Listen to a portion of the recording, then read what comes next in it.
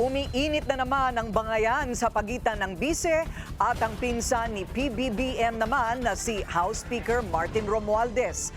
Damay sa away pati ang isang party list. Ang detalye sa agenda report ni Hannah T.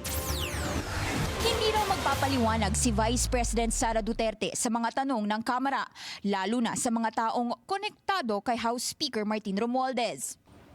Pinasaringan ng bise ang House Speaker kasunod ng pagtatanong ni Tingog Party List Representative Jude Asidre kung bakit confident pa rin ang legal team ni VP sa impeachment trial dito sa Senado kahit di pa rin mapaliwanag ang paggamit ng confidential funds nito.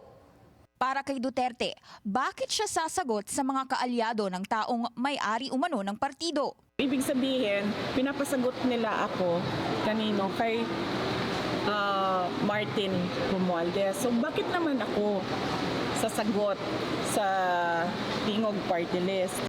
Tinukoy pa ng VP ang koneksyon. Ang asawa ni Speaker, si Representative Yeda Romualdez, ang first nominee ng Tingog. Si Asidre naman ang second nominee.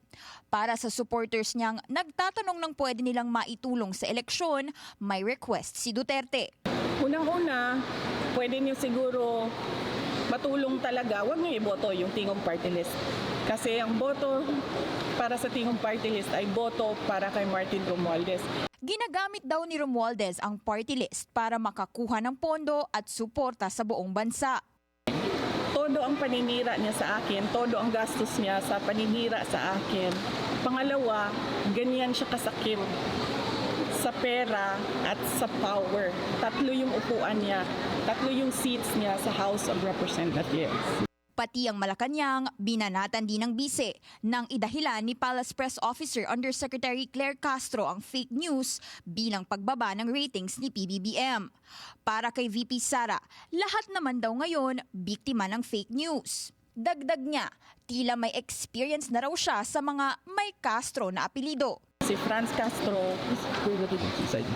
wala talagang maayos na lumabas doon sa bibig ng babae na yon. Siguro itong pinsan niya na si Claire Castro, kaya ganyan din siguro.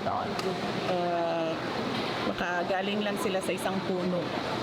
Balak na rin bumalik ng bise sa Hague, Netherlands para sa kanyang birthday next month bilang bahagi ng kanyang promise sa kanyang ina at kay dating Pangulong Rodrigo Duterte na ngayong nasa kustodiya ng ICC.